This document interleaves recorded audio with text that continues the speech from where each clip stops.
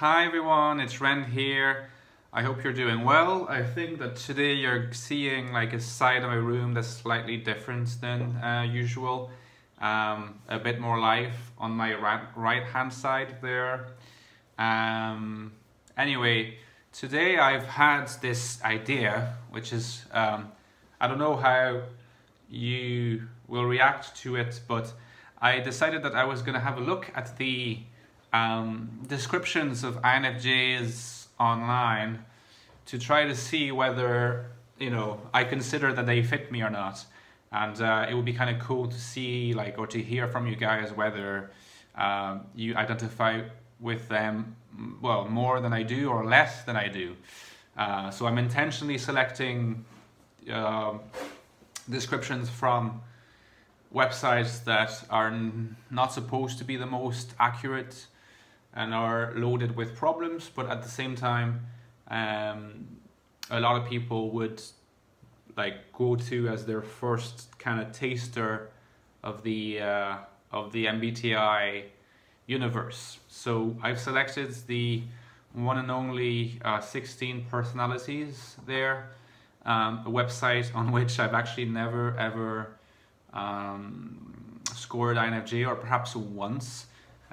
Must have been my best day, my most authentic day. So let's see what it says. Imagining that you score INFJ, I'm going to have a look at it and I'm going to try to sort of compare it to my experience and yeah, try to see if I'd have been like, this is totally me. Okay, so let's go. The INFJ personality, the advocate. So the INFJ personality type is rare. It's making up less than 1% of the population. So far so good. I think this is more or less true. It's rare to meet INFJs in real life. For me, it's definitely been, and I've talked about this before, it's definitely been more common for me to meet female INFJs. Male INFJs, I can remember maybe one or two in my whole life, and that's counting one that might be another type than that. So, it's quite unusual. As diplomats, so they have an inborn sense of idealism and morality. This, to be honest, I'm not sure I agree with.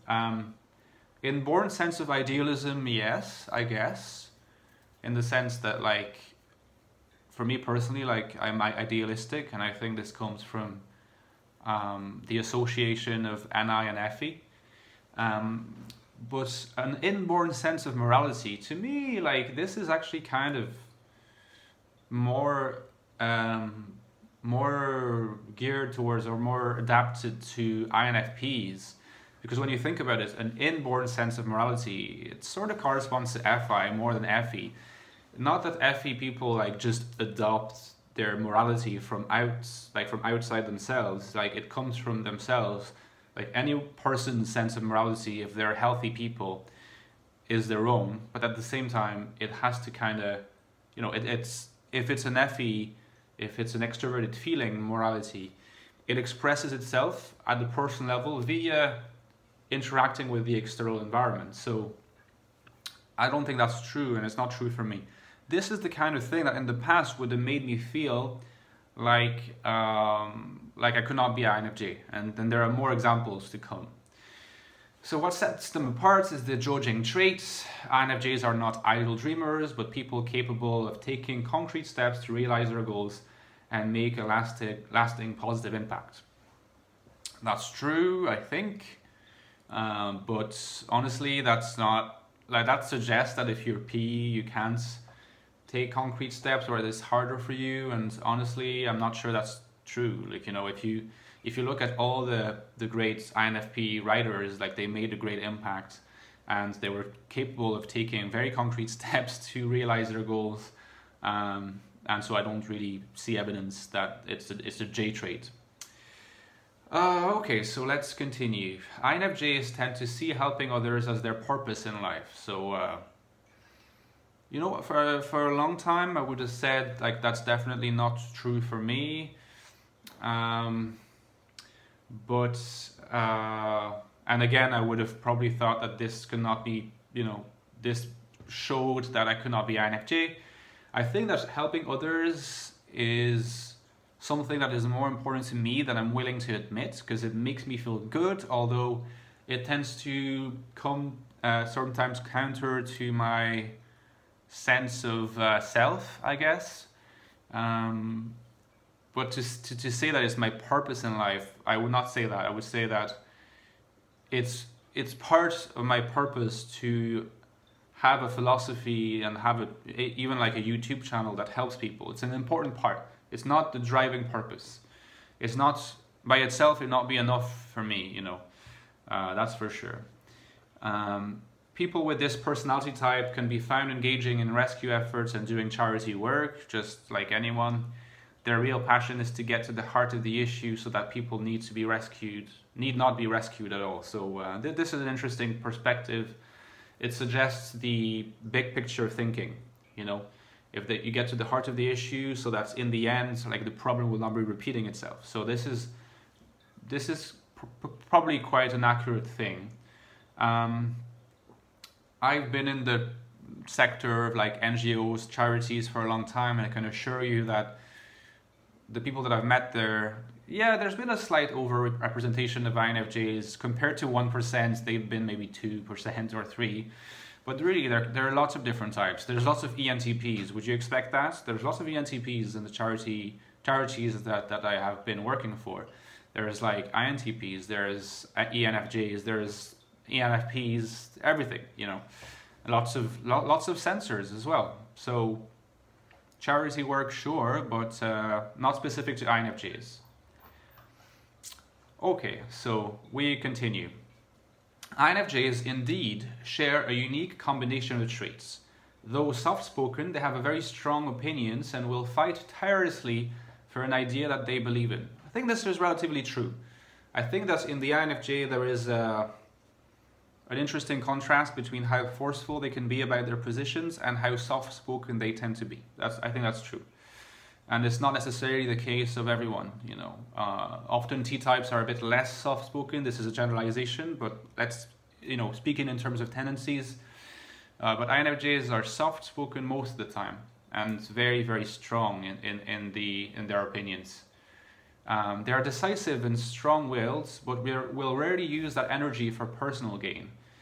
That's not true. I don't think so. I think that sure, they are decisive and strong-willed. I think they seem decisive more than like average feelers, perhaps because of their extroverted feeling. So like when your first extroverted function is a judgment function, making you a J, you tend to seem more decisive at first sight anyway. So nothing wrong with that, but to say they rarely use that for personal gain.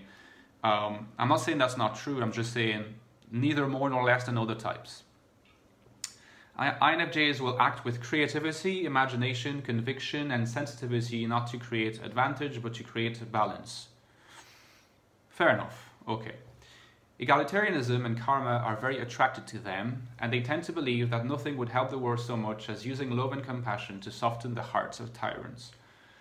Big overgeneralization, not quite true, but contains probably a grain of truth, which is that I think that INFJs tend to apply their ideal visions to the world and not just to the local level. And that's usually, I think that when they have this ideal, they tend to perceive it in terms of an egalitarian ideal. I think that an INFJ would probably often struggle with ideologies or positions that accepts inequality. But this is only a tendency. If you think about Plato, he wasn't necessarily accepting of complete equality. And yet in other respects, Plato was remarkably egalitarian. If you think about the guardians and how they're supposed to be selected. It's communism avant la lettre. Okay, so there's a few more paragraphs there that we want to explore. Okay, so this is the new paragraph. INFJs find it easy to make connections with others. and have a talent for warm, sensitive language, speaking in human terms, rather than with pure logic and facts. So this is true, pretty much. It's a product of having FE. I think that the very same paragraph you could apply to ISFJs. It makes sense that their friends and colleagues would come to think of them as quiet, extroverted types, but they would all do well to remember that INFJs need time alone to decompress and recharge, and not to become too alarmed when they suddenly withdraw. So this is actually the first example of it being not only totally true, but I think pretty essential, to understand our identity. INFJs take care of others' feelings as they expect the favor to be returned. Sometimes that means giving them the space they need for a few days. Absolutely true. All right, last section, and then we'll be finished. It is most important for INFJs to take care of themselves. The passion of their convictions is perfectly capable of carrying them past their breaking point. And blah, blah, blah, blah, blah. They can feel easily exhausted, unhealthy, and stressed. Very, very true for me. Hard to know when to stop. Hard to know when to stop. Part of the perfectionism, part of not being a very proficient FI user, knowing exactly when your feelings and your innermost core is telling you stop now. So this is not necessarily easy for INFJs, and so you become more easily the prey to burnout. I mean, happens to me, so I relate to this. This is actually turning out to be not so inaccurate. This becomes especially apparent when INFJs find themselves up against conflict and criticism. Their sensitivity forces them to do everything they can to evade these seemingly personal attacks, but when the circumstances are unavoidable, they can fight back in highly irrational, unhelpful ways. This has been true for me in some cases, although I would say that like maybe something more accurate as far as I'm concerned would be to say that I do fight back and I do rebel, and I tend to stand up for myself all the time. Like, it's very hard for me to accept injustice, usually for others and myself, I guess. And I always fight back. What's true is that the fighting back costs me, but I prefer that than not saying anything. So yeah. And last paragraph, to INFJs, the world is full of inequity but doesn't have to be. No personality type is better suited to create a movement to right or wrong, no matter how big or small. INFJs just need to remember that while they're busy taking care of the world, they need to take care of themselves too. Big overgeneralization could potentially apply to many other types. What I think there's a grain of truth in this is, again, that when an INFJ becomes very, very committed to a cause, they can forget not to take care of themselves, but to listen to themselves, to listen to how they themselves feel, and to know when to take a break and take care of themselves, instead of fighting for the cause of, whether that cause be intellectual, social, humanitarian, cultural, whatever cause it is, universal cause, and they can be very dedicated to it, very perfectionistic, and sometimes that can lead to not listening to their bodies and minds and emotional states enough.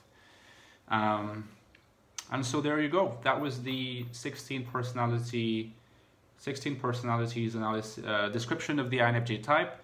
So my conclusion would be to say that it is partly accurate, partly inaccurate, and partly more descriptive of INFPs for the more kind of FI parts. But yeah, I mean, I don't know what you guys think. I don't know if you will relate to it in a more direct way than myself, but I figured that I would just do this just for fun, just to see where it might lead me, knowing that for me, finding out about my type has always been the product of self-analysis and research rather than taking the test. So yeah, if you have any insights regarding what you thought about those descriptions that seem to be so important to people who do not have a deep interest in MBTI, to determine whether MBTI is worthy of respect or not, to look at the description. We know that's super reductionistic,